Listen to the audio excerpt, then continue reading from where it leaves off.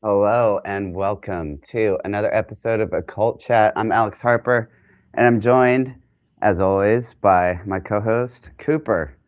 Hey, Cooper, how's it Hello, going? hello. And Good. How are we you? have a very, we have a very special guest for you this week. It's Georgina Rose. Let's bring her on. Oh, hello. Hi. Hi, I'm Georgina. Hey, Hello, how are hello. you? I'm doing good. I'm excited to be here. I haven't been on a live stream in quite some time, so I think this will be fun. It'll certainly Yeah, be yeah, different than your prior live stream experiences. I can promise that. Okay. yeah. Um, yeah. So, in a good way, right? I Yeah, think it's always a of matter of course. perspective, but I think it's good. I Yeah. hope so. I uh now one thing is when I was promoting that you were going to come on the show at one point, I mispronounced your name and I called you Regina George instead of Georgina Rose, like from Oh, Mean Girls, because I had a slip, and then I kept correcting myself, and then I kept making the same error repeatedly and referring to you as Regina George, not Georgina Rose. So there's sure to be some you know mental screw ups like that. But I'm excited to talk about things. We've got a good crowd here tonight, and I thought we'd open up talking about planetary remediation because you were posting about this earlier today, right?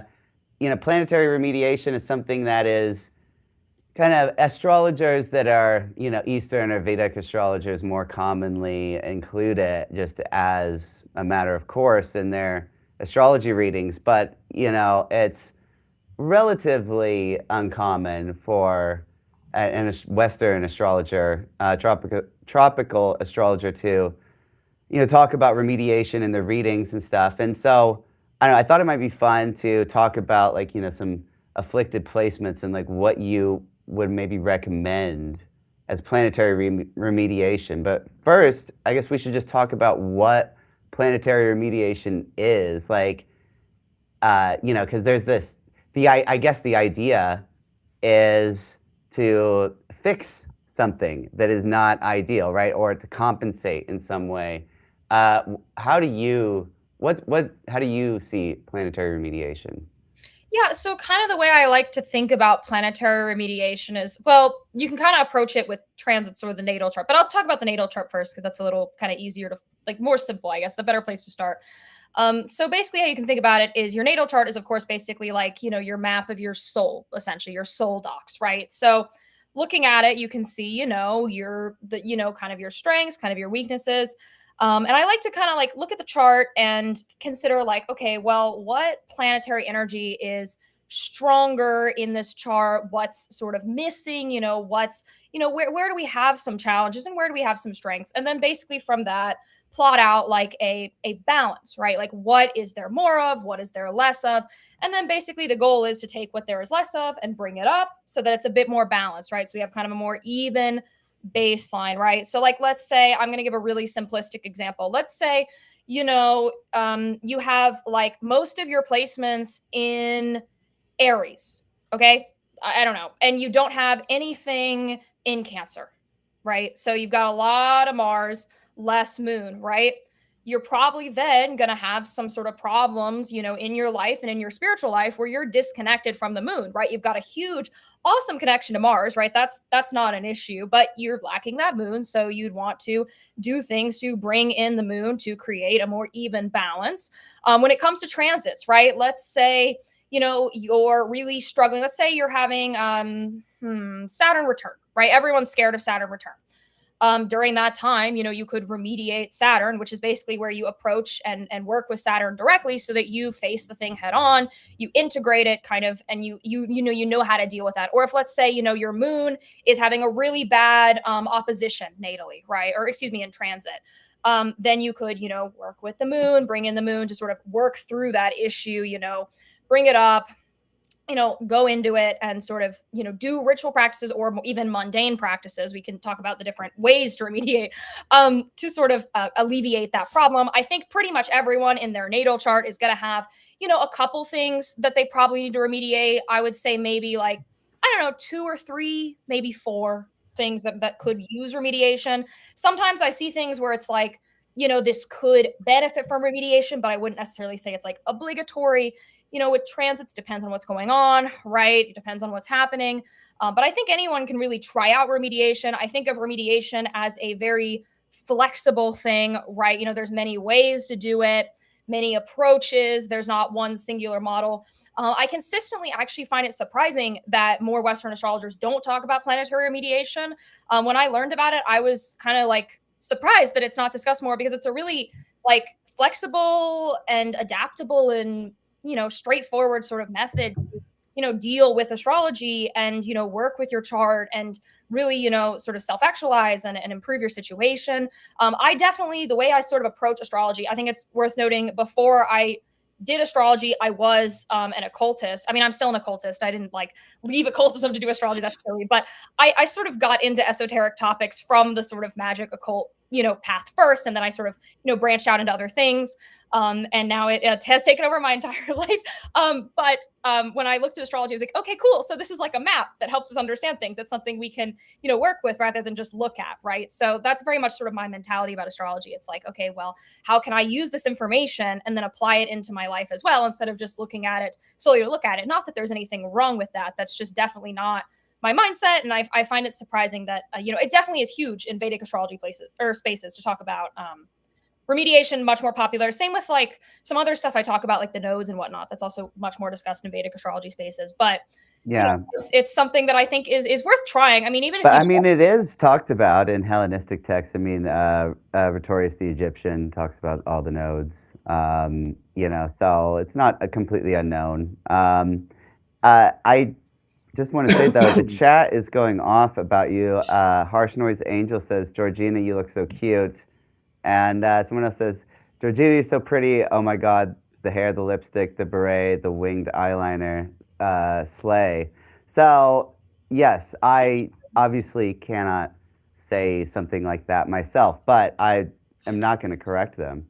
Correct. you gotta, what are you gonna do, like Twitter community note it? She's not wearing lip liner, community note. Yeah. It's actually an Egyptian eye. Yeah, okay. I do find it interesting that you guys are talking about how people don't find planetary remediation, because I kind of thought when Alex pitched this, I was like, yeah, so we're going to talk about like the most obvious part of astrology. Obviously not, though, which is interesting, because like you, Georgina, I came into astrology through magic. So Yeah. the idea of it needs to do a thing or has a function rather than being like a sacred map in and of itself was important.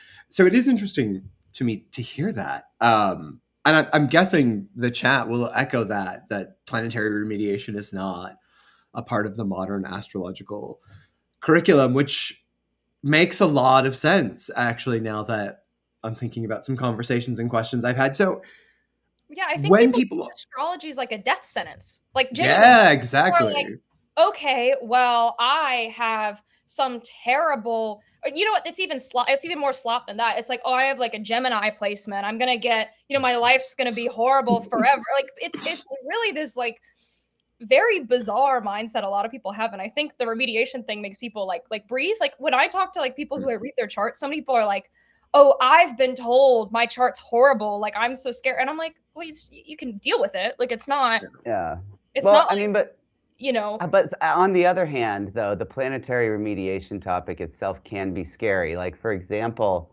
I had a reading with a Vedic astrologer, and he told me about a period of time where he's like, that my father could possibly die, right? But he told me that if I made a Saturn talisman and made him, wear it, that it would be fine, right? And so he's telling me this because he knows that I'm a magician, right? I've made Saturn talismans before, like I have one. He knows all of this, right? So he's telling me on this level, like, okay, this really bad thing could happen, but if you do this, you won't suffer it. And the thing is that this is something that, astrology kind of got a bad name for at one point in time, right? It was like, people saying like, oh, you're going to suffer this great thing unless you pay me to do this ritual to, save you, right? That's something that people have in the past like used against astrologers, like particularly in the West. So, or predicting the future, just heresy, anything. I mean, it's like they don't like it, but I I think it's something that you approaching it with like you have to approach it based on where the person is at, and a lot of times when people come for an astrology reading, right, they they don't really know about the occult, right? They're not like us, right? Like who all got into magic first and then, learned astrology because it's so a part of so much magic. A lot of people that are coming for astrology readings are coming because, astrology is part of like this pop culture or, they feel like a Leo. You know what I mean? So it's explaining it to someone like that. Now, maybe you have clients that are a bit more esoteric, but even I get a lot of clients that I would say, talking about something like planetary remediation, it's like they may not necessarily have the frame of mind like, oh, these are powers that we can interact with. It's more like a lot of people see the machination of astrology is so impersonal, right? And even though all the planets embody archetypes, and I don't know, that's just something I've noticed about people I've interacted with. What do you think? Yeah, I mean, I definitely, I have a kind of skewed client base, to be completely honest. Like, it tends to be people who are more occult minded. But the way that I like to kind of bring it up with people who are like, very kind of closed off or unfamiliar is bring up the fact that planetary remediation can be actually like what I don't know, I call it mundane planetary remediation. Mhm. Basically, like doing non magical, non ritual things as forms of planetary remediation, essentially, which does work. You can do that. So I tend to recommend like that type of stuff. Like I'm like, you don't actually because you don't necessarily have to like do a full-on talisman to do planetary remediation. You can simply do things that bring up that planetary energy in your life, right? And that is remediatory if you're doing it with intention.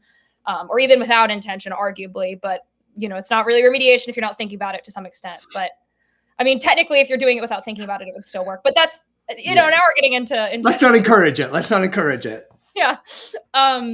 But I kind of like to explain it like the way I like to explain this to people is so the general logic as to why astrology works is as above so below. It's not that necessarily the literal what I'm saying, like the movements represent like a cosmic thing that's happening and then that sort of radiates down into your life and through all things. And when you're doing remediation, it's so below as above. You're kind of doing it in inverse, right? You're sort of doing that same thing back, right? Sort of recreating the same balance. It's working off the same logic astrology is working off of fundamentally.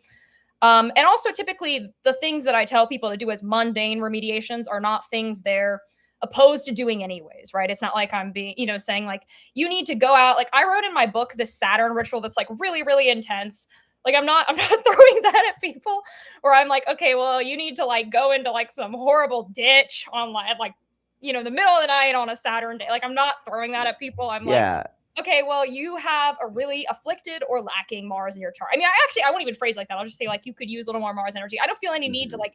I find it really obnoxious actually when astrologers are like, I'm gonna roast you. Like I find it very cringe. I don't like it. That's Regina George coming out. Okay, guys. Also, bad client strategy. Just as a obnoxiously corporate businessman here, why would you shit on the person who's giving you money to talk about them? That is about as dumb as it gets, basic business practices. Yeah. You all still seem to keep doing it though. So please, if you are reading, don't totally dump on the person. Try to like be empathetic to their lived experience. It's also not even like what the stars typically say. Like, I think it's some sort of like shock value power trip. Like, they're like, especially you see this for people who are doing it. I mean, not for paying clients, but like, say on like a social media platform.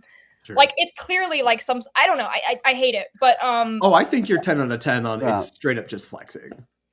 but I'll be like, hey, like, how about like you act like, I don't know, like movement. Mars rules over movement. So maybe do some exercise. Mars day, Mars hour. It's a Tuesday. There's like multiple Mars hours a day. You can just look it up on planetaryhours.net, a website I'm not affiliated with, but should be because I shill them to everyone, even though they don't know I exist.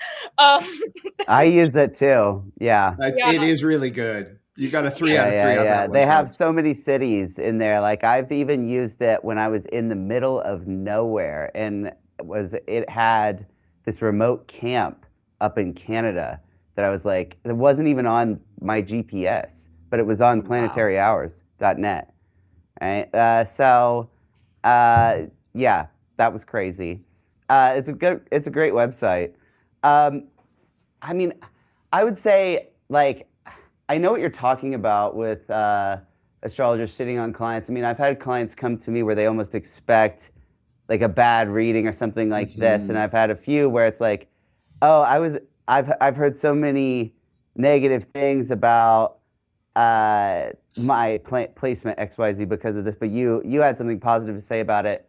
I mean, I think it's just like it can be easy to it's easier to be critical than it is to be creative, right? Like it's like but astrology takes both, right? And some people are, you know, a little bit too critical without the creativity.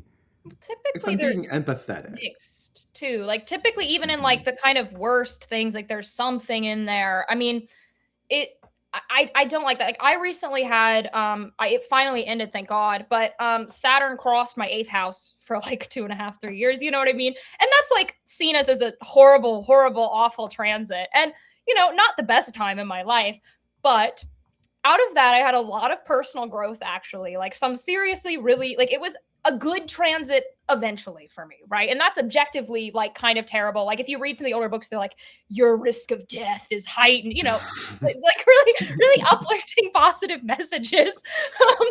But then it's like, oh, wait.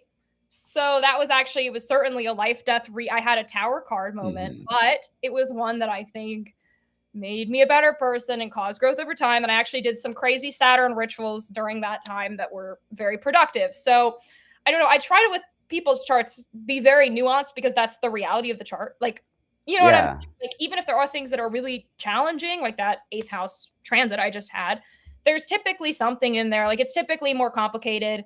I mean, there are some things that I'm like, you know, I get a strong vibe off of, but it's typically complicated. And also, yeah, like you're talking to a human being.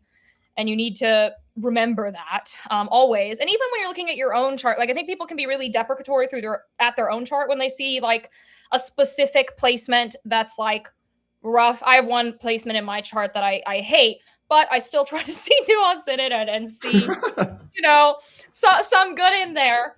It's there.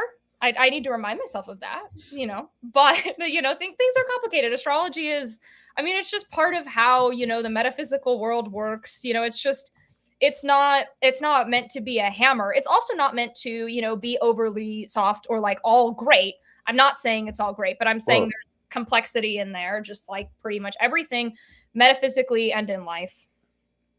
So one thing you mentioned there that I think drives towards the point that you ended with is that your Saturn in the 8th house transit, you mentioned doing Saturn rituals during it. That kind of is embracing the 8th house aspect of the transit head on. And this is something that John Frawley talks about for like trying to remediate transits, right? Where it's like, all right, so let's say that your astrology chart says that you have an increased risk of getting into conflict with people during this period of time. He would suggest going to the gym and sparring with your martial arts teacher, right, preemptively to try and manifest that conflict in your life in a controlled way, right, in hopes that this will somehow lessen the uncontrolled effects of the transit.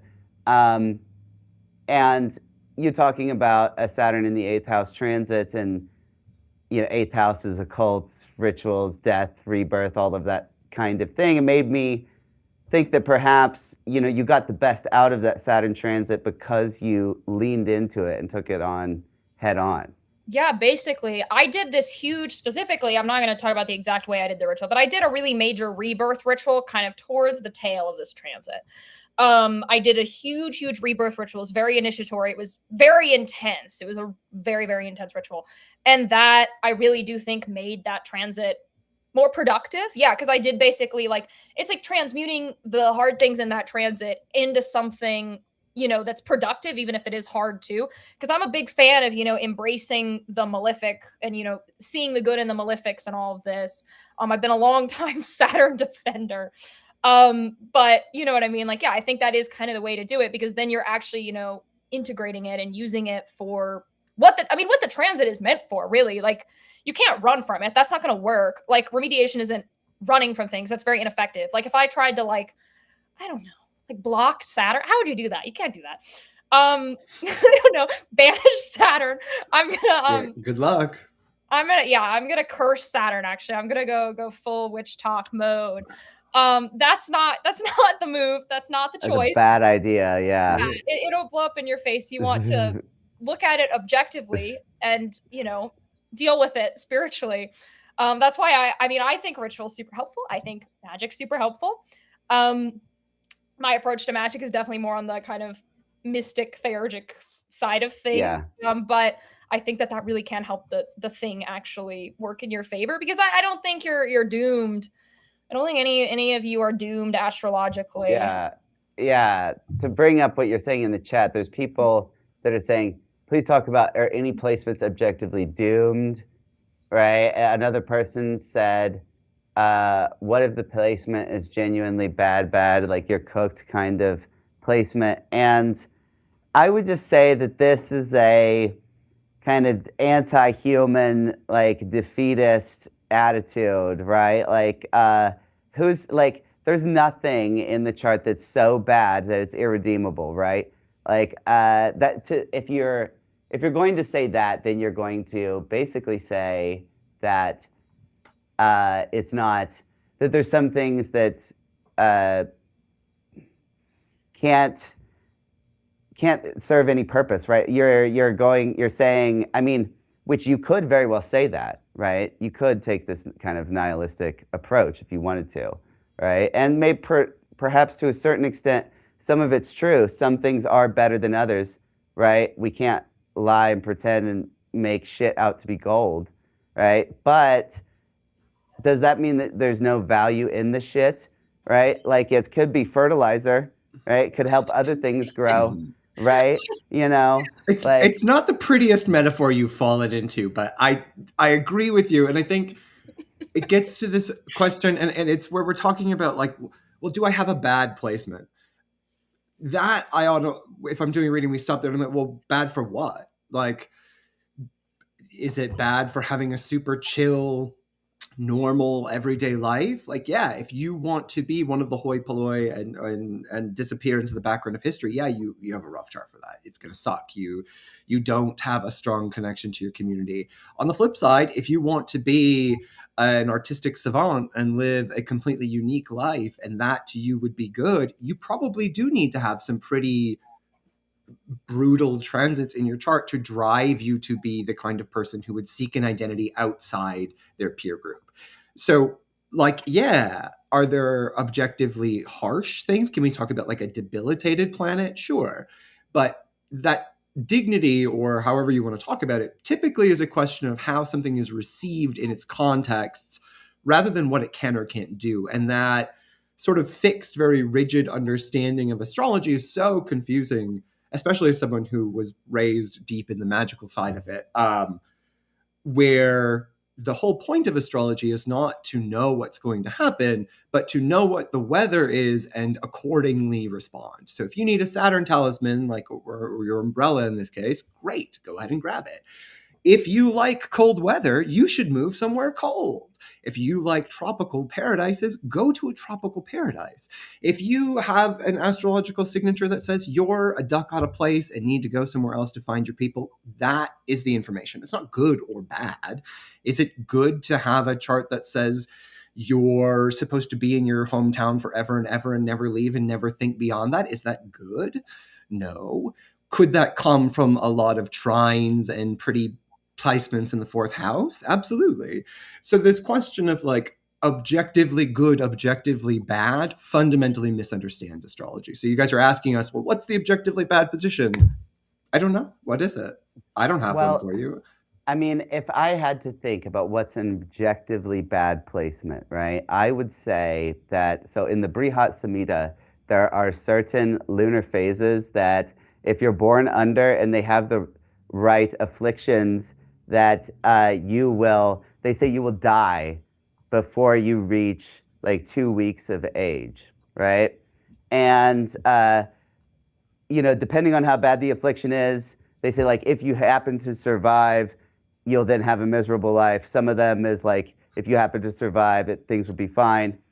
I had a client with one of these, and she did actually have like a life threat. She was like born in the neonatal intensive care unit, and it was uncertain if she was going to live for the first like month of her life. And she had this specific affliction that I'm talking about. And so I would say that something like that would probably be like the worst I can think of in terms of, because that's like having your life threatened as soon as you enter. What is worse than that?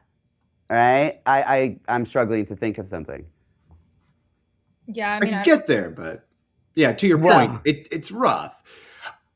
I would defend my universal ambiguity of like, but that's rough for a human being. And astrology can tell us about more than just human beings. And so like, yes, you are right. I am being polemically extreme. But I do think if I had to pick one, if I have to deal with someone who's coming in who's like, everything is ordained and I just want to know what's going to happen, or I have these set of circumstances, how do I adapt to them? I always want the how do I adapt to them client, because it is a balance, right? I am not going to deny that cosmic forces don't shape us, but how you respond to them is the interesting part of being alive, if you'd ask me. So in terms of your clients, Georgina, where yes, do you... but the thing is I'm sorry. I was just going to say that your ability to respond and like make use of the struggle is directly corresponding to like kind of like your capabilities at the time it happens to you. So if you're an infant, like you're not going to be able to mine that experience for as much like growth. You know what I mean? Like if you are older and you go through hardship, you can kind of learn from, and what doesn't kill you makes you stronger, right? But how much of that early on? And so like I guess to refine what I'm saying is that the early life afflictions where you can point to in astrology where the person's going to have a bad time early on, I mean, although who's to say that is worse than meeting a grisly end, right? at least you get it over with, right? Like, as someone who has it's going to be a rough childhood transits, as I'm getting into the Saturn part of life where they're like, but it'll be fun if you keep going. Yeah, it's great. And you can always play that card of like, it gives me an immense amount of empathy and understanding to people's circumstances. And I wouldn't have made a lot of the choices I made in life that I think led to a lot of great net positives if it weren't for those circumstances, how I reacted. And I also think, and this is very much I don't think there's meaning in astrology. Like, I don't think you're getting lessons. I think that's the physics of the cosmos plays out the way it plays out. And the circumstances in which you inhabit are those circumstances. So you do what you can with what you have, kind of a vibe. Which also frustrates people sometimes when I'm like, why did this bad, horrible thing happen to me? It was like, because bad, horrible things happen. They're pretty constant in the universe. I think, why are you surprised that bad things happen to you would be my take. But, again, cynical occultist, not exactly your like self-helpy astrologer person that most folks are interacting with. And then Georgina, unless you want to keep on this, I think my pushing question here would be, so what then drove you to write this book and start to not just offer that kind of services or that sort of online education, but to really go into, okay, no, I need to put a curriculum to this, because the book isn't just, hey, here's planetary astrology or theurgy, but is really walking people through. I mean, it almost plays like an initiatory kind of narrative from what you've described. where did that come from, and how has that been going for you? Have received, I imagine you're hearing great praise, but how did you get started on that idea? Yeah, so I've been teaching online for a very long time. I feel like I've been on the occult internet for for a good long time now.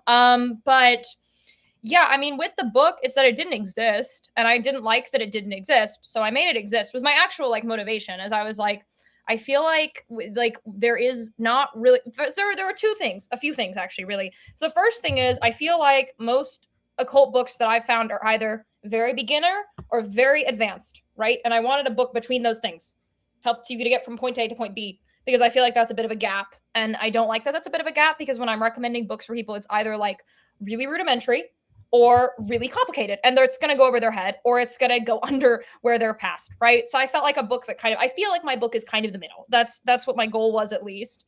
It starts out, I would say, very beginner, and then it gets more complicated. That was my goal. I wanted it to progress, with each section.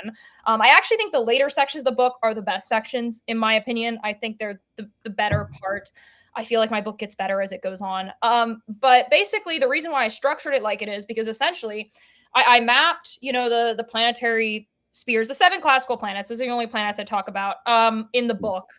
And I mapped them onto where they correspond to the tree of life, which is how people do their schema for pretty much all like spiritual advancement in a Western occultism follows that track, because that's how you climb upwards.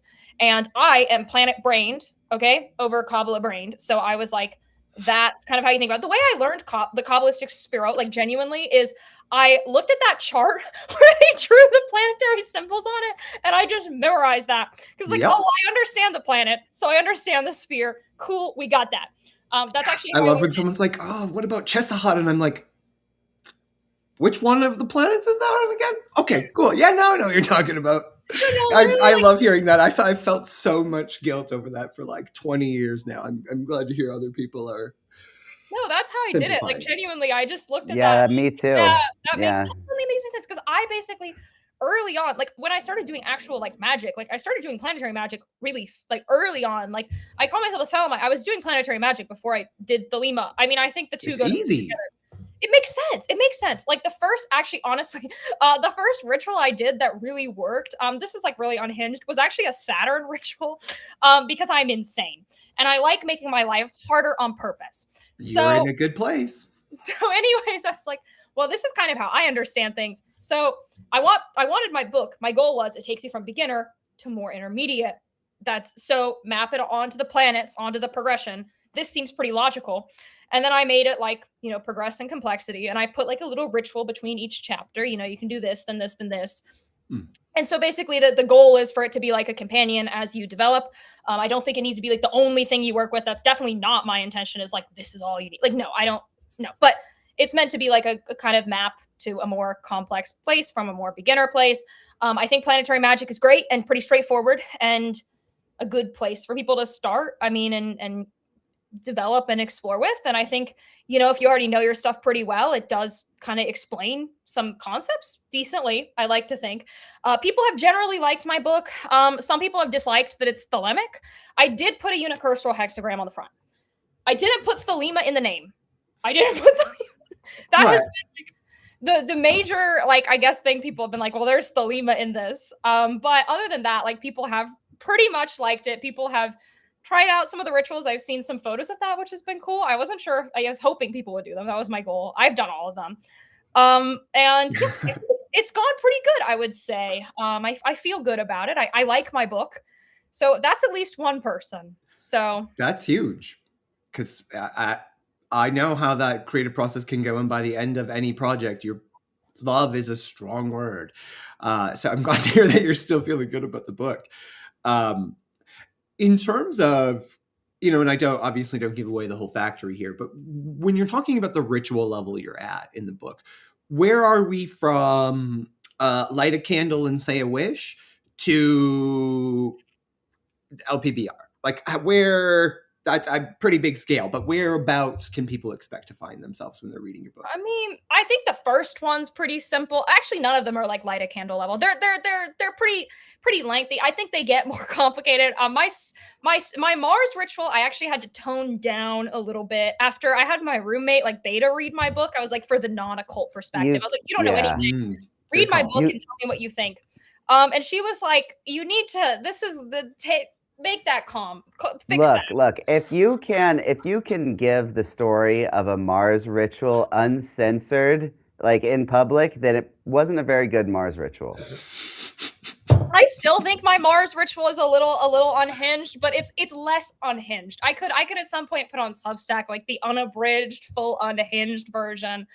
Full maniac. But basically, like, I think the early ones are pretty straightforward. I will say, like, they generally follow the same kind of structure where, like, you start with a meditation and then you do some sort of banishing-esque thing, and then you do some invocations, and then you banish again, and then you meditate. Like, that's kind of the structure they tend to be. They're kind of, okay, let's look. They're sort of structured like ceremonial magic rituals. I would say they veer into mysticism zone pretty fast. There's not a lot of tools. I mean, like, I have some tools, not a lot. It's mostly invoking, being there, doing thing, go out. Some of my rituals are more, I think my moon ritual is like really pleasant and like meditative and nice. I think, my Saturn ritual is a bit challenging. So is it more of a like a ceremonial container for like a shamanic type of experience with the planetary energy, right? Is that Yeah, like that's fair. yeah. Because it seems like, all right, so because everyone talks about this, like Chris Warnock alludes to this whole thing where, there's planetary magic, which is natural magic, right? Making a talisman, bringing out the forces. But he also talks about, this is often a bridge to having direct contact with the entity or the spirit. And, using that for self-growth and transformation, and so which appears to be, kind of your definition of theurgy, right? Is like kind of engaging with the planetary spheres for the purpose of transformation or mystical purposes. And it's funny because this is actually something that I did. I did rituals with all 7 planets and got tattoos of the planetary seals and sigils and stuff like this as a method of this planetary theurgy system that I'm hearing you talk about. And so it's like when I was reading about the system you have and watching your videos about it, I was struck by how similar it was to what I have just completed as of like late last year, this whole process of going through all 7, finding the appropriate elections for all of them to do these rituals. And one of the things you mentioned is that this is like can be used for like HGA-esque type of thing, like making contact with a higher self or kind of leveling up spiritually. Like there's this, you've alluded to this with the book, and that's been my experience with it. And I was led to do these rituals because I had a series of dreams, basically it's telling me to do it. And I'm at the point where I decided to follow them. So it was very cool to see a similar idea in your book, because it's something that I received basically as instruction straight from the spiritual realm. So if that's not validation that there is something to being able to interact with divinity through the planets, then I don't know what is. Because there's the naysayers will say that, these planets are just shells, right? They basically, they don't. They'll say that you can't really access the higher spheres through them, but I don't agree with that. I've seen people say that, but I don't agree. So I wanted to share that because I think that, like, can you talk a little bit more about how this planetary theurgy could be used maybe in this, Crowleyan context of like HGA, or Cooper would call it the Ascent, right? People have various names for this type of ritual, but you're forwarding that it can be used for this purpose, and I'd love to hear more about it. Yeah, I definitely think it can. I absolutely feel this way very strongly, and I think it's actually pretty brazen in the systems themselves, even if they're not saying it directly. Like all HGA rituals. Okay, look at them. Like look at any of them, right? Most of them are objectively incredibly solar, right? Like even like the purification use, the incense use, right? Like it's clear there. And also like even some of those mysteries are under the sun. Of course, it does connect to other things as well. I'm not saying it's solely that, but it's blatantly there, right? Also, clearly these planets are divine beings. I don't think they're just shells. I also don't believe the whole like spicy psychology psych model type. That's not the approach I'm coming from. I'm very much a true, it's literally real type, right? I'm pretty far. You know that like, meme about the pendulum thing? Like I'm pretty far in that direction. Yeah, I absolutely think they can. And I think it's pretty intuitive, right? Like I think it's, and also like generally like doing any, mystical or theurgic work is going to make you think that way. I mean, even people who come to the occult and don't have those intentions, like don't even have those goals. Like I see this all the time. Like people get into the occult literally for like, some of the more like surface level reasons, like, to, I don't know, do some like spell to get rich or something silly. And then eventually like 2 years later, you look at them and they're like, I'm praying to my patron at my altar. And I'm like, you see, there's even that, which is like not the approach I'm suggesting. Not that I think there's anything wrong with doing results magic, but you know what I mean? Like there's clearly a pathway there. Also like with the sort of higher stuff within the Thelema system, if you look at the stuff after the HGA, which is that whole like abyss thing, right? You go through the city of the pyramids and there's like Binah and like all the Saturnian stuff, and that's Saturn. Babylon is Saturn. That's a whole different conversation we can have, but we can have another conversation about that. But anyways, you can really see it there. I think the planets and doing magic with the planets inevitably kind of makes you do these things, whether you're using these terms, right? Whether you like the Thelemic language that I default to or not, like you kind of see people doing the same thing. Just they may not call it that. They may say something different, but it's there. And I think why not embrace it? I don't think this is the only way to possibly do it. Like no, but I think it's a way that works for a lot of people and is I'm not the first person to have come up with this idea or done this. Like you've done it, like many people have. Like this is not I don't think I've invented the wheel, okay? But I think many people find it a good pathway in and experiment and either stay with it or move along. I think all kind of magic, and if you're interacting with spirits, kind of inevitably, not in, I don't know, whatever I just said there, does lead you to basically mysticism. I think that's kind of underneath most of it eventually. Yes, I agree. And I would even go further and say most of the magic we have is kind of given to mystics and then who then kind of pass it along and other magicians pick it up, and then it gets to the point where you're writing.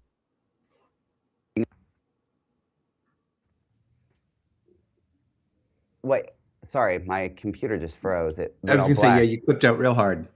Yeah. I'm back. So what was I saying? Oh, that just disrupted my train of thought. We were talking about like all paths lead to mysticism at some point. Oh, yes. And that, you're writing this down, right? So there had to have been before you several people do it, because I believe that ideas and magic enters our realm like through the spirits, right? They're the ones that give it to us, right? And by the time something's being written down, that means that the spirits have told it to a lot of people, right? And so a lot of people have gotten this kind of directly or been led to it intuitively.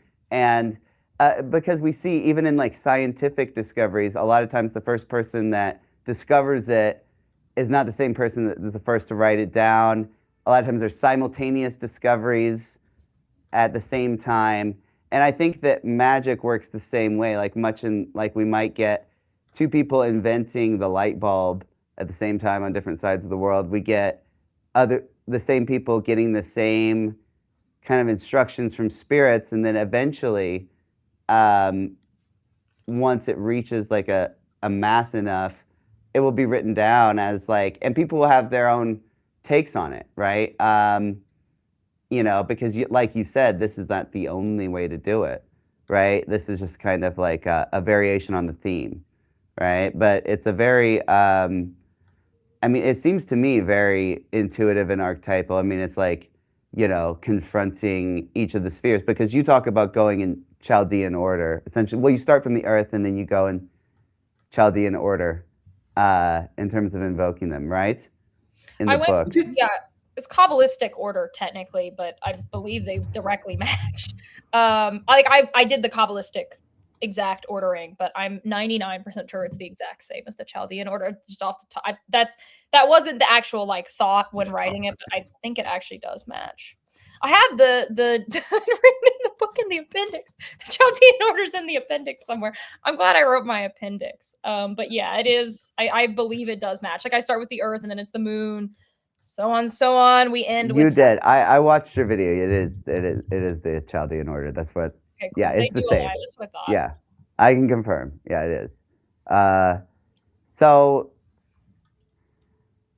Yeah, I think like, why would someone do this though? Like, what's the point of trying to do planetary theurgy? Like, why would you? Because it seems like, you know, to like the person who maybe isn't involved in the occult already, right? And just is curious about astrology or curious about the occult, you know, this is a practice we're talking about where if you engage in it, you will be transformed on some fundamental level, right? And so that implies there's some level of risk here, right? So is there a risk, and what do you get out of it?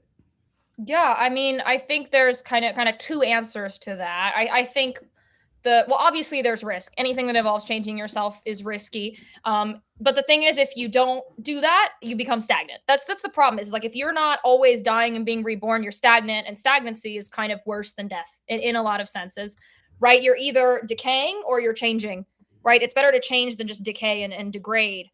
But in terms of like, what do you get out of doing planetary magic, planetary theurgy, whatever you want to call it? I mean, the simple answer, the sort of, I don't know, the less esoteric answer is, you know, basically a better sense of your purpose, you know, better connection to your true will, you know, basically feeling, you know, kind of understanding yourself more, knowing yourself more, kind of those like self-actualization type things.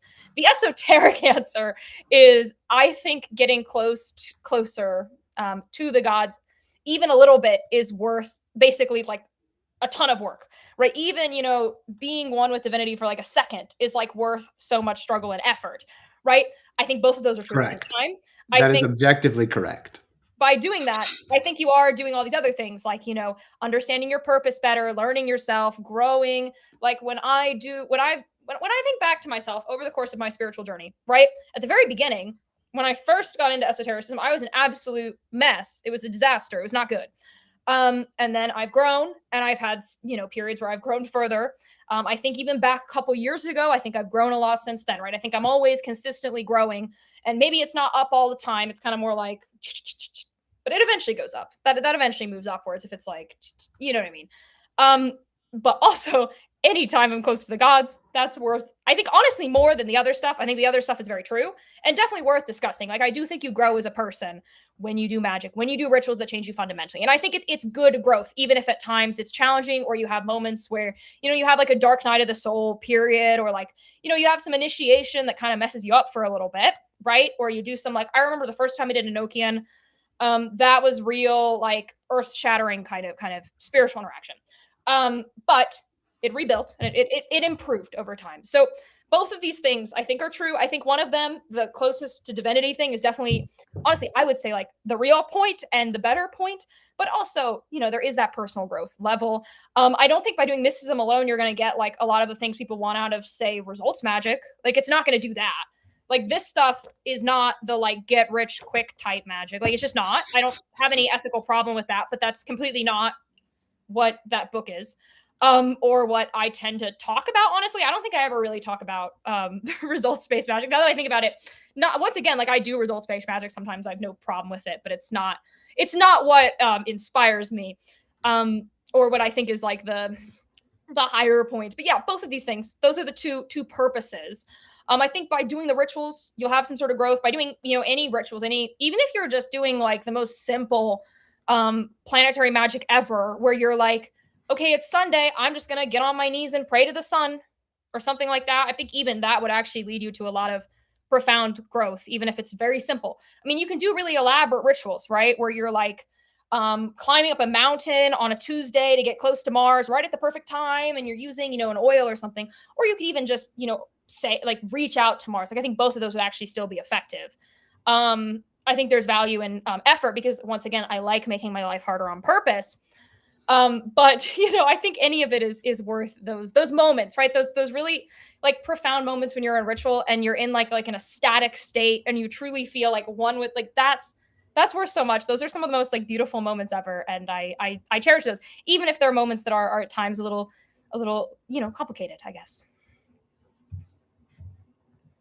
Yes, I mean, one story that I've actually told before on the stream about this was the working I did with Venus, right? So at the time, this was back when I was still transgender and was presenting as woman, and I had just felt like I just wanted to heal whatever part of me Venus represented, right? Because I felt just inside that there was something to get rid of and release. And I did a ritual with her where during the Venus retrograde, every day, basically just made an offering to Venus, said a little prayer to Venus at the altar.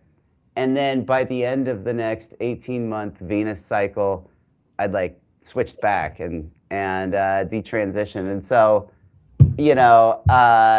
and also, had several other Venus-related things that Venus rules in my chart improve, right? Those areas got a lot better after this ritual. And so, this was my a way I went about going about kind of it's kind of like planetary remediation and theurgy in one, sort of, because you're like you pray for the intervention of the planet to transform you or show you what you need to see in order to improve things. Now, I just want to say that isn't. I'm not trying to make any statements about transgender people in general, right? Like, just because that's that way for me, it doesn't mean that I think. Like, I'm just saying I'm not. I still have a lot of Speaking friends for that are yourself. transgender. Yeah, I'm speaking for myself only here, right? And I think there may be, depending on the person, different results, different avenues that they need to go down in their life. But for me personally, this was, I think for the better. But I couldn't see that because I was stubborn, basically. And the reason why I didn't before was because I was like, all right, well, I've already done it. Like, it's too much hassle to go back. Like, why would I go back? Like, that's, But Venus had a different idea. And I do feel a lot better now. And I feel a lot more in touch with Venus type of things. So I feel like that's kind of a difference in the theurgy versus like just making a talisman or making some petition to Venus to do something for you, right? It's more of a like, because there's this element of surrender into it, of like, show me, you're asking for the planets these forces to show you something about yourself that you don't know. And that takes a little bit of surrender to the unknown to an extent. Yeah, I think a large portion of like basically once you get into the esoteric work, basically to the more complex levels, or even, once you're dealing with any heavier themes, is surrender is one of those really important lessons and consistent themes that come up. I mean, especially as you get to, where you're kind of at the peaks of mysticism or whatever. Like a lot of that basically is just to surrender. And I think surrender is a huge part of practice and a hard thing. I think surrender is actually kind of a lot. as a spiritual theme. I think it's one that sounds really simple, but is really complicated and is something we all kind of need to reckon with. I think constantly about this is a really weird anecdote, but I always think about it like mystically. Is like if you're in the ocean, this just hear me out, and you're swimming, if you get caught up with a riptide, you're supposed to surrender to it, right? And if you thrash against it, this is also good survival hacks if anyone ever has this situation. You actually drown. Like if you resist the riptide, like this is like literally you will drown, you will die. So what you're supposed to do is you're supposed to like lay on your back and just let it take you out, and you get ripped out miles and miles away from the shore. And then once it finishes ripping you way out, you swim parallel to the shore until you pass it, and then you come back in. And whenever I think about that, like I think there's so much mystic truth in that, like simple. I mean, that's really just a material reality. That's what you're supposed to be doing if that happens to you. But I feel like that's like honestly, like half of mysticism is just surrendering and letting go and releasing in that way. And I think it's actually quite hard. But because it's like going against your instincts and your desire to remain who you are. So it's actually really like kind of fighting yourself, to be completely honest. But it is the thing you gotta you do, right? And it's a whole ordeal and challenge. And yeah, I think we're always having to deal with surrender. Like I think a lot of people when they have like entheogenic experiences, this is one of the things they come away from it with, right? Is like I have to surrender, or I'm gonna have a panic attack right now, right? I think there's many times we're taught that in ritual, and many experiences that kind of lead us to that point. Yeah, certainly the filling exercise is what people like to focus on, particularly when they're coming from the practical or like a results based. I think is how you framed it. The idea of developing oneself to then surrender all of it and acknowledge that. I talk about it as going back to the cave is the hard part about magic. Typically for people, is climbing the mountain is a lot of fun, and you get that celestial ecstasy, and isn't that lovely? But you're still the monkey on a rock in the middle of nothing, and you have to go back to being the monkey. And that's really hard. And is what I would talk about is like the quintessential, surrender in the abyss of how do you cross that point? It is hard. It is, I would talk about it. I certainly talk about it as the danger point for any mystic, that it's, if you're going to fail, if something's going to go wrong, it's at that point. Which maybe is controversial, but it's been my experience with folks. Which is important, I think, to this idea of surrendering, of emptying, of completing the Saturnine sort of the solar level anyway, where we're talking about you're accumulating, the sun rises, but the sun must then also set. When you're working with people, whether it's directly through your book or through client work, where do you tend to find the struggle? I think particularly I'm interested in this because you have an occulty, a practicing audience, as opposed to a lot of folks who have more of that new age, more strictly divinatory approach. What do you interact with your clients like? What is coming to an astrologer who has a background in magic look like?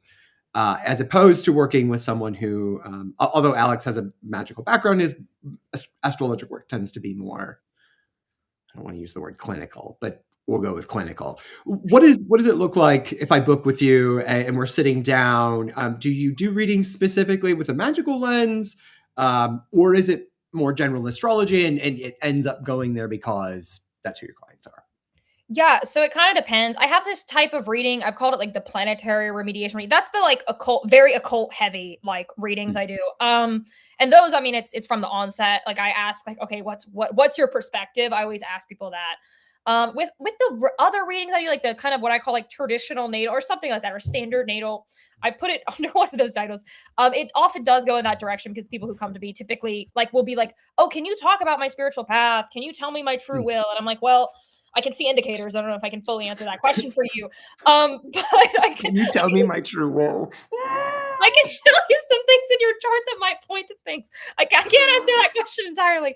No, you guys don't like Crowley, but I need you to at least read the Book of Law, please. Jesus God. Oh, sorry. Okay.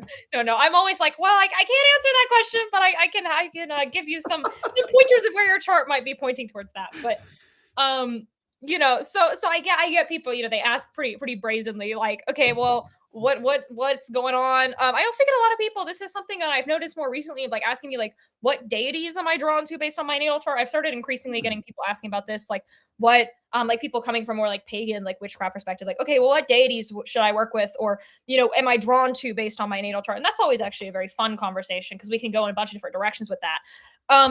But yeah, in terms of where people kind of struggle, I think, I mean, people with a defeatist mindset about their chart, we already talked about that. I think people who are expecting to hear something very particular about their chart and then they hear something different. This happens a lot kind of going into like people I even just talk to about like occultism and stuff. Like they really want to hear a specific something during ritual, or that they're supposed to do something, and basically they want like spiritual confirmation of something, and that's not always what happens. I mean, sometimes you're lucky and you get that, but that's not always the case. I've certainly had my Yeah. feel And the more you want it, the less likely you are to get it. Certainly in the way you asked for it.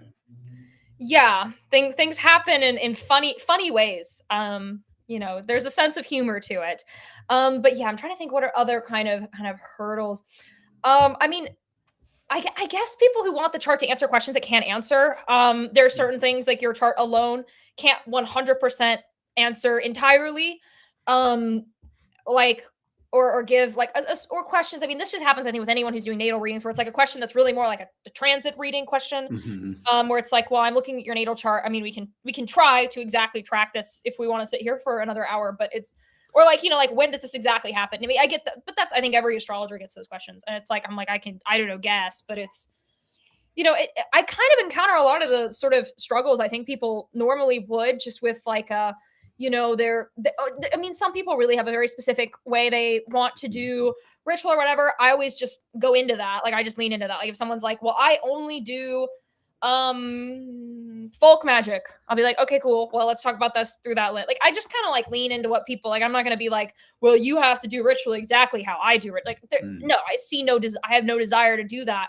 I'm not like, I don't know, I'm not like the Pope of Thoim. Like I know no one gives me that title. I can't, despite having opinions on the internet, like I don't actually think I can like exactly tell you how to do everything.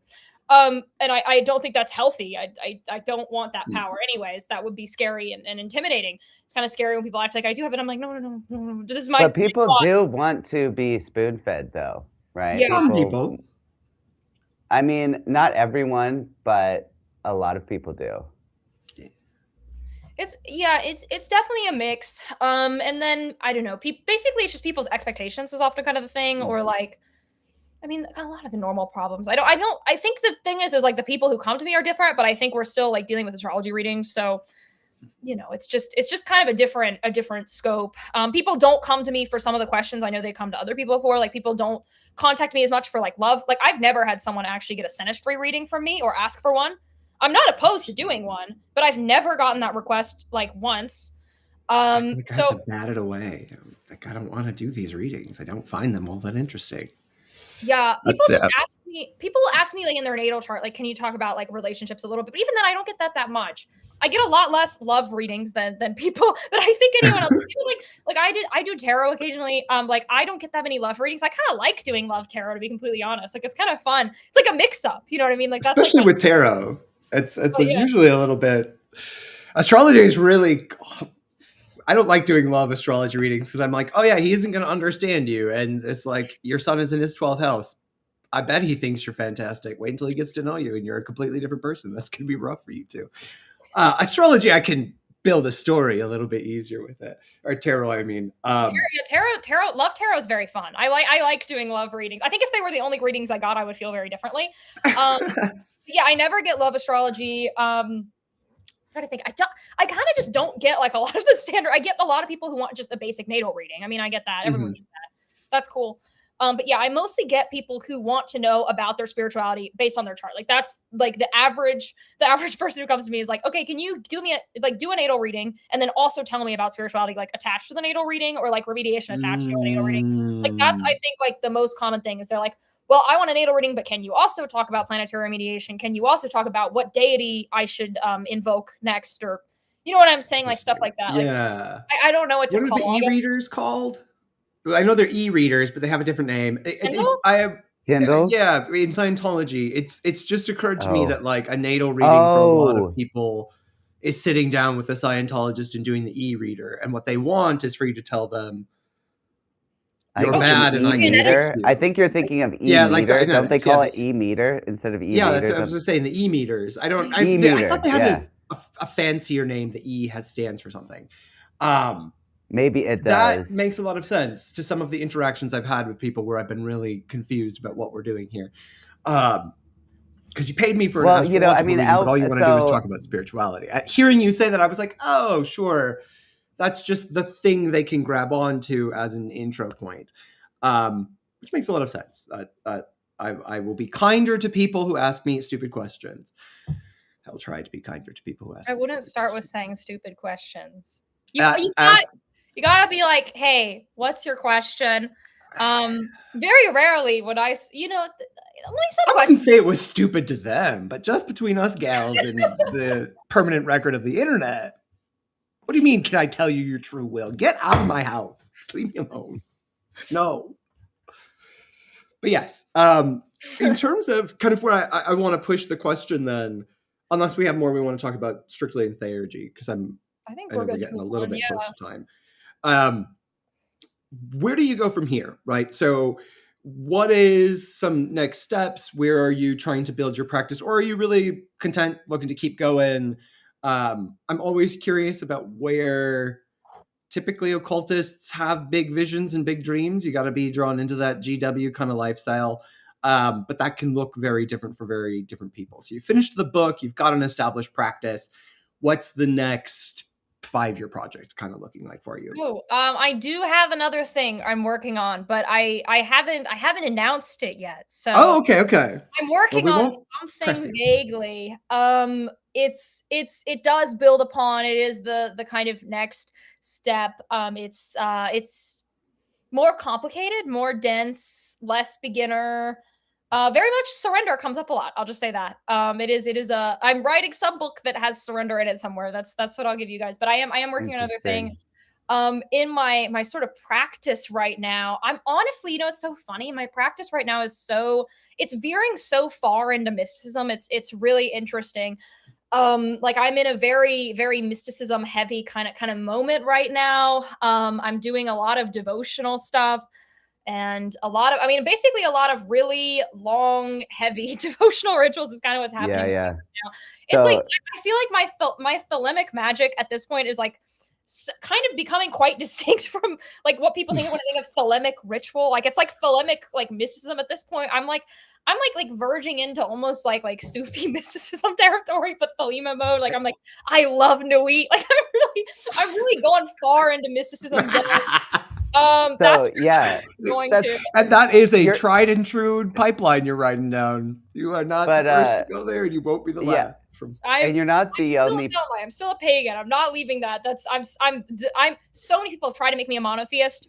People have tried some real Why intense, would you be crazy, wrong? Why would you some choose to No, be wrong? some no. crazy arguments to me. But no, I mean I'm like true. Like this is like I'm doing like Thelemic pagan mysticism at this point, and it's like I've slowly moved in that direction. Like I've slowly over time. I've kind of oscillated around a little bit, but it is, yeah. I mean, I'm using like less tools in my practice, like very ecstatic kind of devotional ritual is kind of what's going on with me right now. I mean, I do like folk magic or what I call results magic. You can call it whatever you want. I don't know, Yeah. like spell work to get things. Yeah. When I feel like there's something that needs to be done. Like I had some problems with the DMV not that long ago. And some paperwork. Like I was doing some some Mercury stuff about that. But like generally most of my practice now is just so far into mysticism. It's really funny when I talk to other thelemic people and I'm like, oh yeah, my rituals don't really look like Crowley at this point. Though they are like the principles are still there, right? This is my thing is I've had in Exactly. the Thelema sphere, I've had a beef with other Thelemites over like, am I a true Thelemite? This has been like a consistent Oh debate God, I'm sure. because like I'm a Thelemite and I believe in the first principles of Thelema. Okay, that's like what actually matters. But like my rituals and the way I operate doesn't always look like I'm not only doing like Mass of the Phoenix and like the Star Ruby, Yeah. and I've never been someone who's only done that, right? Like that's just never. I don't know. I don't Well, I don't understand I why you think- would. That defeats the whole point. Did you Yes. not read what he wrote? Yeah, Yeah. He said I don't have it right. So why would you be like, clearly the flawed interpretation is what I need to double down on? What? And it's also He's a like big dumpy heroin addict. Just because the clock is right twice a day doesn't mean it's not broken. I say I'm a Thelemite because I believe in the things about Thelema that actually define it as Thelema. Yeah, But exactly. the actual way I operate doesn't always look like that, right? Like The ceremonial structure Well, is outdated, to say the best. I think the fact that I you're can go on doing a whole them. rant about that and like initiatory group structures. I have some thoughts on that. Get called Regina George again. I try to keep my hot takes not too hot, but the way I have a lot of thoughts on the Thelemic community. They have some thoughts on me. We have an interesting relationship. I believe it. Let's argue about Thelema as a good chat comment. That's actually what you do in Thelema. That's actually what defines you as a Thelemite, is are you good at arguing about Thelema? Just so you guys know. That's the defining trait. That is true. Kind of like being a Marxist then. Yeah, I'd say it's equivalent. Very much so. And it's equally like being a Marxist in that most of the people who are arguing about this haven't actually read the text. Yeah, exactly. So they've maybe read commentaries and are just running on it from there. So you got it. You understand. Now. You're a Thelemite. Congratulations. I once upon a time. Condolences. More like. If you from the ages of like 15 to 25, if you were an occultist and at some point you didn't at least do a couple sex magic rituals in calling yourselves a Thelemite, I don't think you're a real occultist. I have strong feelings about you all. My first big love was a Thelemite, and that was. Oh, you're not supposed to date a Thelemite. That's also not. Yeah. Well, 10 out of 10 would not recommend if you're looking for anything close to stability. Yeah, you're not supposed to date Thelemites. That's also one. I don't know. Are Marxists date? Are you able to date Marxists? Maybe that's another parallel. I don't know. You shouldn't. No, I mean, not according to the song by Whitetown. I Could Be Your Woman. That's a famous song about it's a one-hit wonder. Yeah, it's what's a one-hit wonder? Yeah, all right.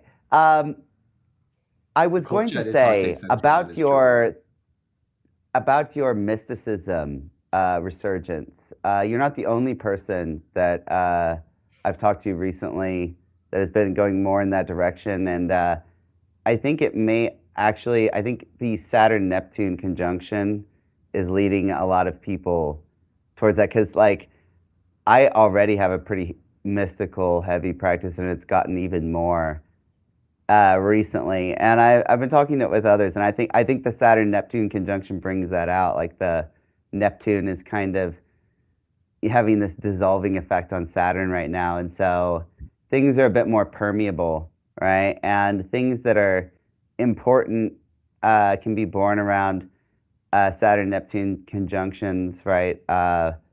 We're seeing a lot of things that occurred around the previous Saturn-Neptune conjunctions come up again. I mean, a lot of us are born with Saturn conjunct Neptune in our charts. I mean, I know me and Cooper are. I don't know how old you are, if you have the Saturn-Neptune conjunction in your chart or not. Sir, I'm also not that old. I do not have that. You have it. I do not have Saturn conjunct Neptune. You're 1992. I have Uranus conjunct Neptune. Saturn is in Aquarius, good friend. Oh, right. It's not. Yeah, I guess you're not that old. Yeah, it's up how until old do you think I 1991. I am a delicate 92, baby. Barely even 20 years old at this point. So. But yes, to your point, it is certainly an. I find it very interesting seeing people jump into mysticism right now, mostly just because that's my whole shtick. And I often wonder what they're looking for. It makes sense to me when you're an established practitioner because that's where you're supposed to go.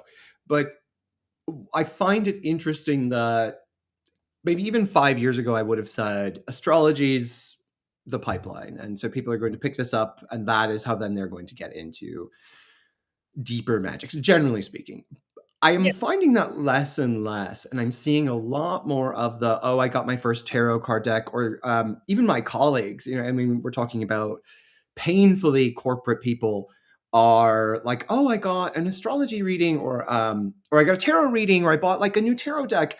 And then they'll find out that like I know about tarot, and they're like, oh, are you, and then I'm like, oh, yeah, cool. What are you doing? They're like, oh, I just like the deck. I just think the cards are pretty. Like, I don't know if I even believe in it, but I'm going to do this. And I'm like, that's so interesting to me. Where, I mean, maybe 5 years ago, people were like, look, astrology is this material thing and you can point to it. And that's maybe magic is, maybe the as above, so below does have its thing. Kind of the logic flow. Maybe I would talk about it as an illuminated logic. And people are trying to come at this now from the mystery standpoint of like, I don't know. I don't even know if I really believe in it, but I'm going to do the cards and see if it plays out.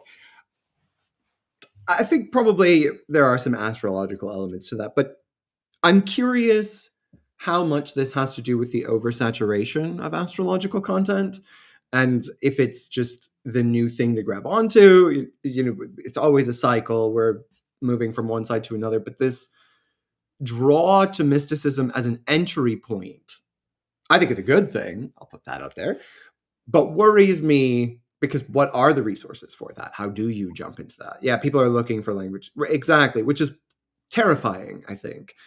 Humbly, I don't think your identity should be centered in being a magician. And I say that as someone who calls himself the Witch King and has devoted his whole life to it. And that's my beef, where I will meet with these people and they're like, very confident, which I don't know if that's better or worse than the painfully and chronically insecure astrology starting folks, but it is very different. And I think we will see these communities shift in a way that I don't know if it'll be good or bad, but it will shift. It's going to be a lot more hexing the moon kind of vibes out there, which as a magician worries me. I'm not scared of people fucking up astrology because what are you going to do? People using magic even ineffectively does make me a little more anxious. But maybe that's a good thing. So I'm curious, what are your takes on this? Where do you guys land in terms of this ecosystem? You've both been in the space long enough to observe it and these shifting entry points and how it alters the community.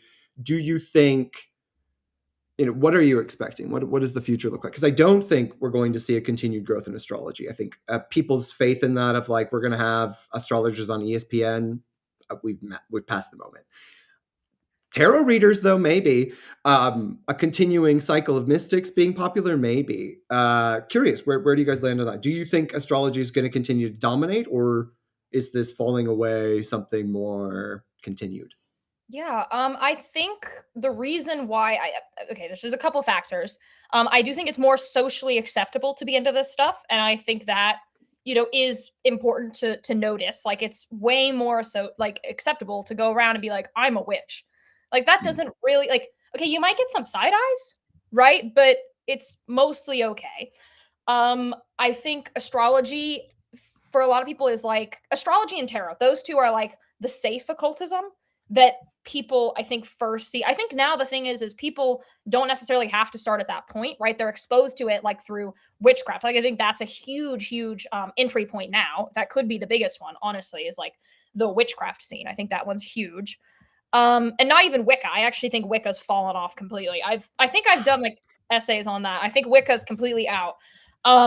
Out is such a silly way to talk about it, but that is kind of how we have to, right? Because it's Yeah, they're trends. it's certainly, I mean, that is what Regina George would say, right? it's out. But I think the real, I guess, peak moment was probably a couple years ago. I think there was that huge surge during COVID. And I think that was because of people being unsure about things. And I think that was like societal chaos is why we got that huge surge. And then it petered down a little bit. I think increasingly people are going to come in through different vectors. I think kind of all of it's very in the open right now. And I think that's probably going to hold. I mean, I don't know if it's going to become, tarot readers on ESPN. I mean, I know there is that. Well, I don't know what her name is, but there's this one girl who's like way in weird things and whatnot, who's very connected to the occult. But I don't know. There's certainly it becoming very very out in terms of people messing up magic because it's popular. That certainly happens. I've had people come to me after having some major spiritual mishaps. I've talked to people about this. I've seen this in real life. There's a lot of people who, are like kind of fucking around and finding out, as many would say. And I think that's just kind of the inevitable consequence of this being popular. I feel personally that the only real gatekeeper to the mysteries is the spirits themselves. That's what I believe fundamentally. I mean, there's certain things that are groups and whatnot. That's different, but I don't know. I mean, I think it's going to continue to be known and recognized. I don't know if it's ever going to become completely 100% mainstream. I'm kind of skeptical of that. But we'll see. I certainly think, we're going to get more silliness. Now, I'm going to run to the restroom very quickly, but I will be. Yeah, of course. It's just me, folks. Hi. I'm in a rant. I had a good day. I'm trying to think of a coherent occult topic, but we kind of literally just finished that point. Mistaking evocation and invocation. Those are important letters. I can pull up your... Oh, no, I can't. I don't have an admin account today. My bad. I clicked the wrong link. Yay. Hi, Olives. Hello, everybody. My deepest apologies. I am aggressively in corporate Cooper mode today. So that's where my brain is at. One fun magical thing we can yap about. You guys have questions? I know we love Coop rants, but I'm actually in a really good mood today. Pretty chill for me. Oh, can I do this? I can. Okay. Hello, I've returned. Oh, she's back. Okay, great. Yes. We don't have to watch me play Pokemon. No, it was a quick moment, but I think it becoming super popular is the ultimate double-edged sword of all time. I think it being like, I think the peak chaos has passed, right? I think like 2020 was like peak inferno nonsense, esoteric time. I think we're past like most of that. But we will see. I definitely think people are seeing astrology as more explicitly a occult related, mysticism related thing over just like new age kind of spirituality. I think that's definitely the case. I think people are more honest about what astrology is, because I do think of astrology as a, very we all agree on this, right? I think people understand astrology better in a sense. And I think I don't know. We'll see what happens over the next few years. But who knows what will come. I definitely think it'll continue to be accessible and open. I think we're in that age. And I don't think some people really want to turn that back. I don't think it can. That's impossible, right? No. We're here where we are. You have to reckon with it as it is. And if we look at recent history, they made a big effort. The Satanic Panic happened, and we went from no. And if anything, I would argue it has made it more resilient. I do have my worries about a lot of the. I think we are about to hit the pendulum swing point where we start to do the Christian reactionary bullshit. Yeah, I'm worried about particularly that for American occultists. We are. That will happen, but that is an inevitability of this country. I mean, it is our history, right? The spiritual awakenings and then the collapse after it will happen. So that tends to here, that's where I'm often looking at is like, how far away are we from that? And there are a few personalities who are starting to flirt with evangelical mysticism and bits like that. So I think there's that, but I do think you're 100% correct in that there isn't. You can't put Pandora back in the box. This is no. It's been opened a long time ago. Look, if we go in some direction where it's like really, really Christian, I mean, won't there just be like what is it people call like folk Catholicism, where it's like exactly what will happen? I think that would be what would happen. I don't think it would really work as in like pushing it back, right? I think there's a lot of. I mean, what is the census? It's like there's some sort of census. So there's like millions, I think, and that's people who call themselves pagan. That doesn't even include all occultists. Too. A lot of people don't even like that term or would check that. Like that's like there's a vague number, right? That there's like a couple Yeah, million. and it's Even then, the it's gotta fun be term that you're fishing because for those is spiritual, not religious. Is the term that the census will use is spiritual, not religious, because they don't allow for other. But you'll get a lot of that, and that is now, I believe, the quite big. fastest growing segment. It's somewhere around like 40%. Atheism was the fastest growing, but it is spiritual, not religious, growing faster now. That's, I'll look. Yeah, but let's keep going. I feel like Yeah. atheism has kind of declined culturally, It, actually. it definitely had its moment peaking culturally back in like the 2010s, I would say. Yeah, and I feel like that's really declined as a moment and phenomenon. Okay. So none is the term that you're referring to, Alex. Oh, Where they say they have none. no religion rather than being an atheist. That's I knew they didn't. It wasn't the word atheist because I was like, wow, atheism growing is crazy.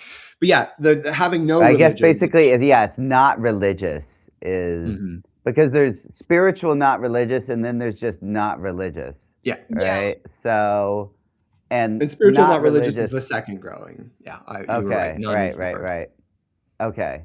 That's Also, I just wanted to say that, like, when I dropped out the last time, it's because it's been thunderstorming where I am, and the first time it was just a blink.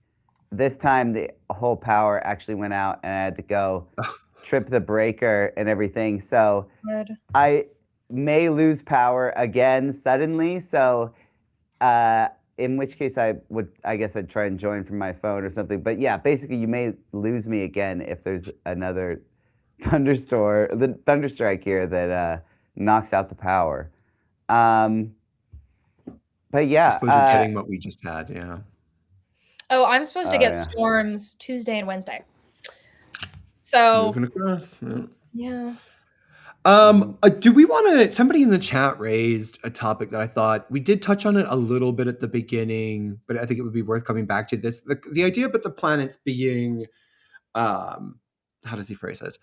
Do you guys think you're going to get into the planets and their being as entities versus metaphysical principles? I mean, we touched on that. I think the three of us, it sounds like, probably have the same perspective. So whoever wants to jump on that, jump on it. But I don't have, Alex, I don't have the power to click it and show it. So I mean, it's fine. It's not that far back in the chat. Oh, yeah, I see it. So basically, I would say that the planets are kind of both. They're kind of a gateway to both the archetypes and the entities, right? Like they're like the metaphysical principle and the being, right? Because like if you're doing planetary magic, right? It's relatively rare that when you invoke the planet, you actually see a lot of time, most of the time, you get a daemon, right? And some kind of emanation of the planet, some kind of representation of the planet. So the archetype and it's like, the mercurial archetype, the planet Mercury could give you access to, any number of entities, right? But it also gives you access to the mercurial archetype. I feel like the planets contain both of these. That would be my answer. And it depends. You have to be very specific, actually, when you're doing planetary magic, and make sure that, like, you're not like worshiping these planetary forces, right, or anything like that, because that's a good way to become possessed by archetypes. But I think there is a distinction that between, because to me it's like Mercury manifests now when we're having this conversation, but also I can invoke Mercury and speak with a Mercury daemon that he sends down in a magic ritual, right? And both of these things are manifestations of Mercury, right? And so the daemon entity and the conversation we're having now, both mercurial manifestations in reality. And that's how I would look at it. What do you think, Georgina? Yeah, I mean, I would also have the why not both answer to that. I think the planetary spheres represent, I mean, they're really a number of things, right? They are metaphysical principles. They are also, I mean, like there's numerous spirits associated with the planets. There are the literal like gods associated with the planets, right? That's like Mercury as the god named Mercury, right? There are also these kind of planetary spirits, planetary intelligences. You can get really into the weeds about all of this. And there's also gods and goddesses that are directly planetary associated, right? That, you can see that same connection. I mean, it's both of these things at once, really. They're all very interconnected. And yeah, in ritual, you do want to be specific in some capacity, or at least know in your mind what you're attempting to do. But yeah, I mean, it's kind of both at once, right? It's many things at the same time. Pretty much all things that are metaphysical principles are also entities at the same time. That's a broader conversation, but that's Well, yeah. pretty true. I was going to say, as the Platonist in the room, yes, it is both. Probably where my hot take comes in is I would never talk about Zeus as Jupiter in a singular sense. Rather, Zeus is primarily of Jupiter, but is other things. So typically with yours truly, if I'm going to talk about an entity, they're multiple powers in a very specific concept. Yeah. Where I would talk about like the 7 planets, the spheres are, as you guys are echoing here, like more fundamental than that. They are as elemental as the elements are to molecules, so the planets are to spirits.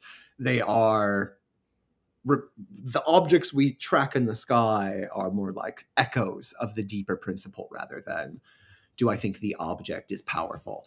Yeah, it makes me think also. Have you guys heard of that theory of how astrology works? I don't of like the celestial rays theory, where it's that it's like an Islamic astrology theory that instead of them being like divine beings, they just radiate. Like it's like if you could somehow block out Saturn, like Saturn wouldn't like. We're not that mindset is not. But I do not agree with that metaphysically. I agree with actually what you're saying. Cosmic space ray. Where else have I heard that? Or gravity. That's my other favorite one. Wait, where gravity? they're like, wait, I've never heard this. Oh, you gotta enlighten me on this one. So there's actually like, some basis astrology to works this because of gravity, and I'm like, well, so there actually is some basis to this contention, to play devil's advocate, because please.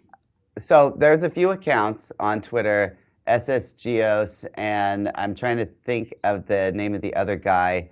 I can't remember his name. I'm sorry right now, but he tracks earthquakes, right? And he's noticed that when the moon passes in between, like basically the Jupiter Sun midpoint, right? Like it goes through this gravitational perturbation because of Jupiter, because of its orbit, and that this is associated with an increased risk of high magnitude earthquakes.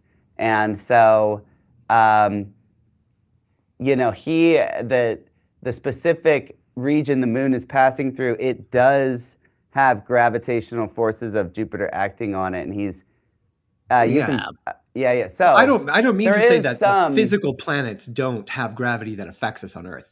That's a given. Understand that's physics. Yes, 100%. I'm saying they think that gravity causes magic, and that's where I'm saying no.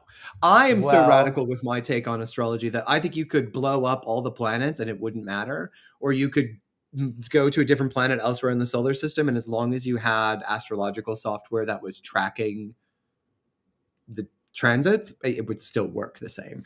But that's my most mysticky take of astrology, is just fancy divination. I don't know as if I agree with what you're saying though, because gravity is space and time, right? So I don't think magic is separate from science. Right. So what I'm saying is we know how the physics work, and we know it doesn't relate directly to the magic. So why are people trying to make them the same thing when they're expressions of the deeper truth? I don't think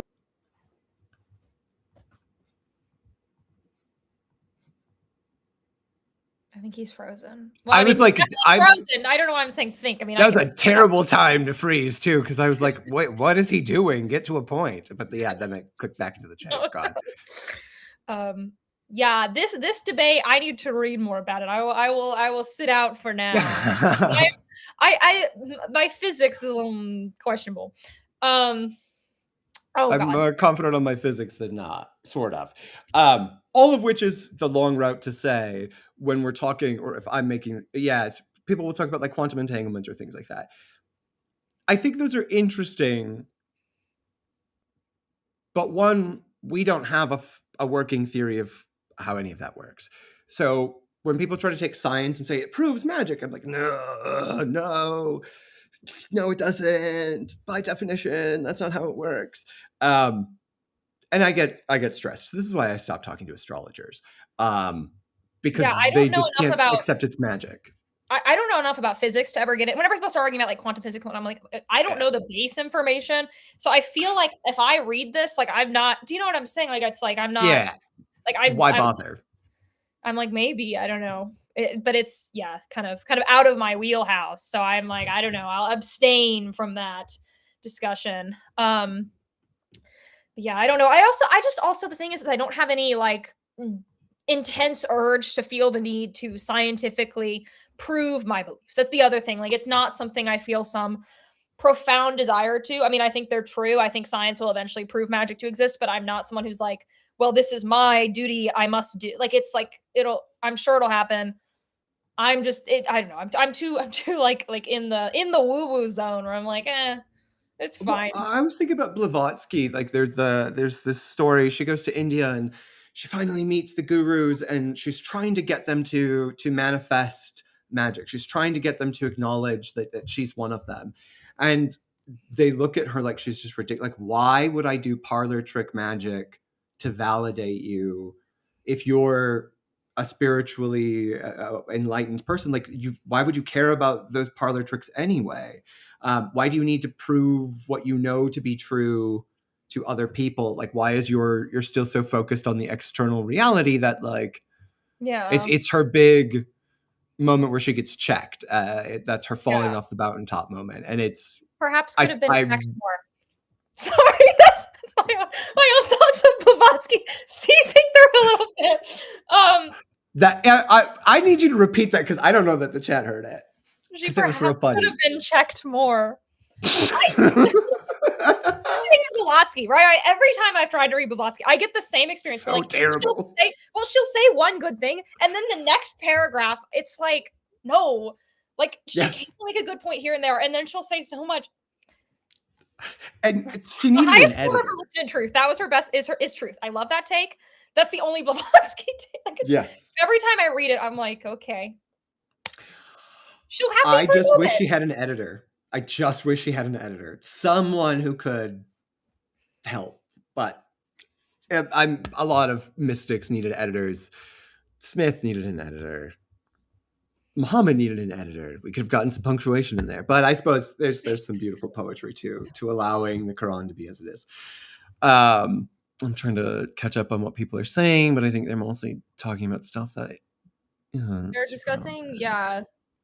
Blavatsky's the one who perverted LHP. Ooh, I don't think the LHP or the RHP exist. I think they're the same thing. I'm a path denier. I don't believe it's real. I mean, left-hand path, right-hand path. It's all.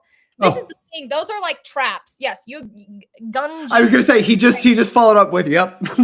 Yeah. Like anytime anyone comes to me and they're like, "I'm on the left-hand path only," I'm like, "Okay, well, no." I disagree with that fundamentally. Like that's not. It's a false dichotomy mindset that will hold you back. Like because also like when I think about this, like whenever we're talking about left-hand path, right-hand path, like what path am I? Like I don't know. Depends on who you're talking to. Like some people, like I'm like the most right hand path, whatever that means. Is that what's edgier than me? Yeah. What's darker than me? What's more chthonic? Like I don't know. It's I hate this conversation about the left hand. I don't believe in the left hand path or the right hand path. There's only the middle hand path. There's only the middle hand. That's I guess I don't know the sternum. There's only the sternum. I like to think of it as I use both of my hands. Like, why would I pick one when I have two hands? It's a much better way to phrase that than the sternum path. Yeah, better. I like where you were. I get it. I knew where you were reaching. That was on off the cuff, not bad. Clearly not reaching because I didn't think of a hand. Stumbling, collapsing. You know what I mean? Yeah. So Alex is trying to join us, and I'm trying to let him in, sort of somehow. But while we do that, we've got another question Oh, the Trump Moonchild theory. Do you have any hot takes on it? Is that what is it that trumps the moon? Oh, yes, that the Trump is the product of the Moonchild ritual. It doesn't Wait, line up, but it's okay. I'll try to answer this not laughing. that's how I've reacted I before. would But say no. I would say no. I'm gonna know that one. I don't agree with that opinion. I think yeah. Take they don't keep most Crowley books in print. We can take Moonchild out of print for the betterment of esoteric discussion. You know, please do. that's bad. I don't Um, think we need to read it again. no, I do not. I do not agree. I do not agree. I think people like to say lots of things about Crowley that are interesting. He did not cause everything people like or dislike in the world. He wasn't that good of a magician. Like he was great, but come on now, guys, don't give him that much credit. Yeah, timeline is also that would have been a little bit of a slow acting ritual. Yeah, but that was my point where I was like, well, if we're talking about Hubbard and Parsons' Moonchild ritual, this is way off. Yeah. But maybe I think he would like to be the Moonchild. I think he would think that He would great. claim But that. He would claim that and then say some silly nonsense on his little knockoff Twitter app, you know. yeah, Crowley was a great man. He was great. He was a mountain climber. He climbed all of these great mountains. He knows about peaks and success, and he knows that I'm the Moonchild. Yeah, that was the wrong accent, but You tried. You tried. You I tried. did try. I Just cannot do you impressions. attempt. You made it a little bit, not all the way. Yeah, no, we knew where I was going though, and I feel that Yeah, that's you tried. something. No, I can't figure out how to get Alex back in here because I'm not an admin today. So I think let me see what he wants me to do here. This was the least chaotic cult chat. Yeah, it truly was. Mostly because Georgina actively chose to not be. She has said some pretty shady shit if you are listening real closely to what she said. So there's been hot takes in this occult chat. It has just been admittedly more polite. You see, I behave on the internet. Okay, I'm becoming behaved on the internet. Good for Yes. you, because this is unfortunately where I go to be unhinged. Um, so, I think kind of my last little bit here, and then I'll let you go, because I know you've got a heart out here in a couple minutes, Yeah. is broadest, biggest strokes. For our folks at home, I know a lot of them are familiar with you and your work, but what does this book do? So it's one thing to be like, you should buy my book. You guys should buy the book. And this is where I struggle with my own works, is like, how do you tell people what you do with the book? So if someone here is like, oh, I love the book, but I don't know how to get someone else to be interested in it, what would your "this is what the book does" pitch be? Yeah, so basically what it does is this is it. I think my cover is really sick, by the way. It actually apparently discovered by accident it glows in the dark somehow. I don't know how that happened. It was like my friend has a black light for her fish tanks and she realized it glows Okay. under it. So somehow it glows in the dark. Oh, sure, like a Uber light. Okay. One pitch for my book. Apparently, that somehow I didn't know this when me and my girl were designing it. But anyways, basically, what it does is you can read it and it assumes honestly at the beginning you have like no knowledge, but it doesn't assume you're stupid, which is what a lot of very beginner stuff does. So it assumes you are intelligent but are unfamiliar, and then it basically takes you step by step up to actually what I would say are pretty complex metaphysics in a way that is digestible, but not talking down to you. That's what I would describe the writing style as. I wanted it to make sense to people. I actually had people who weren't occultists read it intentionally for that reason. But actually does like progress you. And each ritual, there's a ritual for each chapter, and then there's a prayer for ritual for each chapter on the planets. There's 2 extra chapters. The first chapter was originally introduction, but I decided it was important and then put chapter 1 on it. But the other 2 have like a prayer type thing. You could put it in a ritual though. You could make that a ritual pretty easily. But basically each ritual progressively takes you to like the next step or thing you'll encounter in your practice. So it basically is a progressive evolution upwards. You could call it a curriculum, I guess. I don't know. I don't always use that word because that makes people think that it's like the only thing they're supposed to be doing, and I don't agree with that.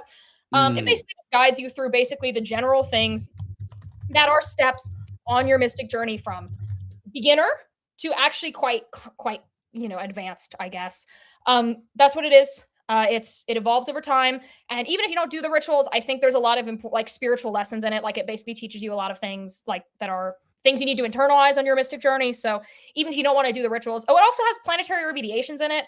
I published remediations with each chapter that you can follow along with. They're perhaps the most over the top planetary remediations ever, but you can do them if you really want to lock in.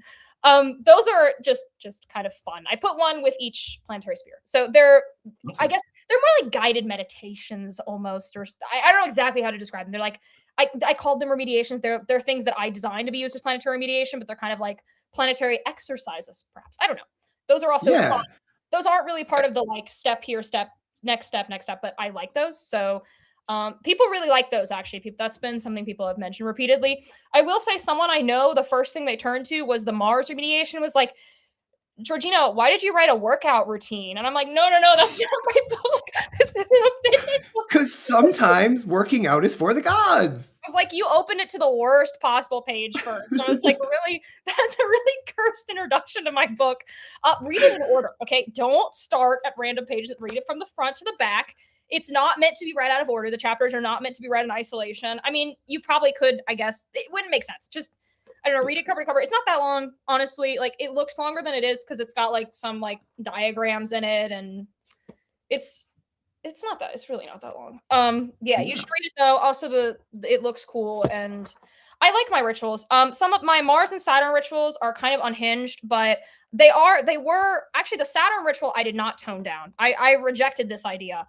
But the Mars ritual Saturn must just be your magical operator. Like, I've never seen your chart, but I've never met a magician who's quite as into Saturn as you are. I have a lot of Saturn in my chart. I'll just say that. I'm not a Capricorn rising or Aquarius rising. Some people think I'm Saturn ruled. I'm not. I'm a Leo rising somehow. That tracks. But I do have a lot of Saturn in my chart. I'm a big I think, yeah, it's like my aura almost is Saturnian. I do a lot of Saturn work. I think that's, yeah, in many ways. I mean, you're dressed in a classical style. Like, yeah. You wear Saturn loudly, but thankfully not in the boring, still degenerative version of Saturn that people like to think of. So we love positive Saturn representation on this channel. Thank you for your hard work. Yeah, sounds like the book is great. It sounds like it's very much, I would use the term like a workbook if you wanted to avoid curriculum, where you've got those practical elements throughout it rather than, you often see it concentrated at the end or whatever. Yeah, which book? Give us the title again. Give us the promo. Theurgy, Georgina Rose. Yeah, there's a chapter and then there's the remediation and then there's the ritual. That's the structure. Awesome. Yes, it's very good. You should read it. It's cool. So yeah, check it out. There you can't. I don't know why I'm thinking you can read. Yeah, I mean, we will definitely be posting the link. I also just got the official text from Alex that his power has been out and he is sitting in absolute darkness right now. So he's getting to suck. Yeah, he must have said something. Anything else that you want to capture here, or I know we're right at time, so I can let you go. But give us your last pitch. Thank you so much for coming on. This was a lot of fun. Yeah, no, and it's always good to have a friendly occult chat as opposed to me grumpily yelling at someone for something. Yeah. So I'm Georgina Rose. You should read my book, Planetary Theurgy. I'm Darling, DAAT Darling on social media. I'm everywhere. I post to a horrifying degree. I'm all over the internet. You can certainly see me yapping everywhere. And yeah, I mean, I'm mostly a YouTuber. That's actually, you know what? Honestly, if you're gonna look me up on the internet, just look me up on YouTube. That's where I'm actually the best. At social media, that's like my best stuff. Basically, my best YouTube platform to be on. That's where I am the best. And I mean, really, anything else to say? I mean, just actually do ritual. That's my other thing. Do the thing. Okay, you're not gonna like suddenly explode if you do a ritual. Like it's fine. Just do it. and have discipline. That's always something I've shilled on the internet. That's been one of the big things I've hit people with is like so I guess I should say the other shtick I always say is like do things regularly, do a daily practice. Actually, my first video that got me like attention was some video of me like doing a ritual. And I'm like, you need to do a practice every day, whatever it was. Yeah, just that message, I guess, a little nicer. It's this I don't know. That was like one of my first videos that people watched was like, so I think I'm like doing the LBRP, but like, and I'm like voicing over. It's not a very good video, and it's like you need a daily. It's an early one. You gotta figure out your format or something like that. So yeah, do magic, do the thing, and see what happens, and experiment. And yeah, I mean that's really, really probably what I have to say. I had a really good time coming on. I thought this was a good show, and I liked this. And yeah, if you ever want to do it again, just let me know. I'm certain we'll have you back. There's a lot that we didn't get to touch on here, and I know we're getting more questions in the chat too. So I suspect we will have you back. And thank you again, Georgina, for doing this. Hugely appreciate your time on a Monday night. Of course. Thank you. All right. Bye. And bye. Chat. Goodbye, chat. See you, chat. I forgot you guys were here.